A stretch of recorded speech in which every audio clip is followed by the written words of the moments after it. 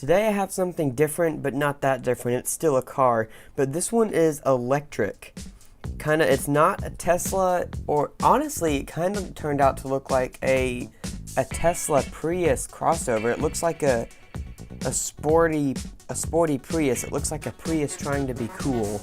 Is quite honestly what it looks like. It also looks like a jelly bean, and that's kind of what I'm gonna call it. So it's a new, modern electric, 100% green. It's not a hybrid, like it's a fully electric car. Zero emissions with the young brainy college student to go with it. Honestly, I'm not really sure why I decided to make it. I saw something online. Somebody had made a couple of electric cars. Theirs looked a lot different than mine. Not necessarily in a bad way, just they turned out to be different. His looked like it was using fewer pieces. Honestly, this is a pretty hideous looking car. You see it's very, very bland over here, and I hate that. But when I tried putting a stripe or something through it, it looked even worse.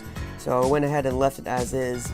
It kind of looks like a spaceship too. It's especially up front. It's actually a more sophisticated build than it looks like, especially when you look underneath it. It just turned out to be really, really unusual. You take the front fascia off like this, you'll see it's the little assembly I have going on there. And in order to get that shape right, I had to get the length out. I had so many different ideas for the headlights. Originally, I wanted the whole front of the car to be a big slope, and it still kind of is a big slope. But I even wanted like the headlights and everything to be a slope. But I was honestly just kind of fidgeting around with what I could do for the headlight design, and I ended up coming up with a more, not necessarily pointy, but more of just a rounded off design, and I like it better. Moving on down from the front, kind of in order to break up the blandness a little bit, I did just make the mirrors black. It kind of goes well with the black roof. Now initially I would not want that roof to be black. I would want it to be the same tinted clear color as this. But that piece doesn't exist. It doesn't work like that. So it ended up having to be black. It doesn't stand out too badly. If it looks white, it just looks terrible. So I went ahead and made it black along with the mirrors. Maybe I'll make some other black accents going on. This probably needs to be black down here. Maybe I'll switch that. I really don't know. See, I used both windscreens from the Speed Champions lineup.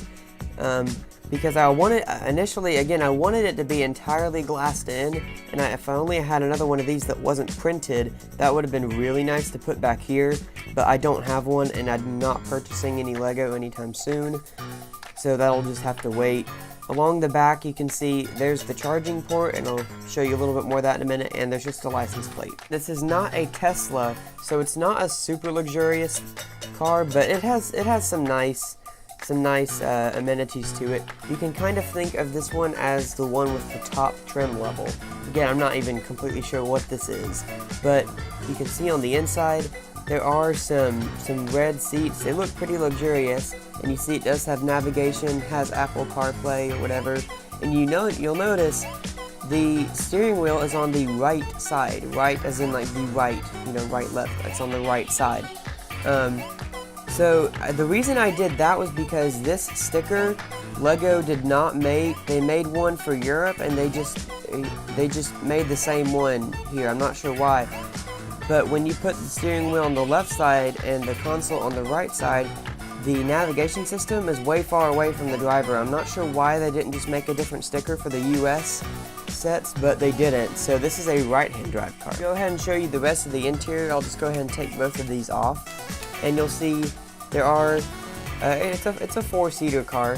So you got two seats up here with headrests, and then the back seat doesn't go up against the sides of the car, mainly because I didn't have enough room, and I'll show you why. In order to use this rear windscreen piece that I really wanted to use, I needed to have enough space because it's actually too big.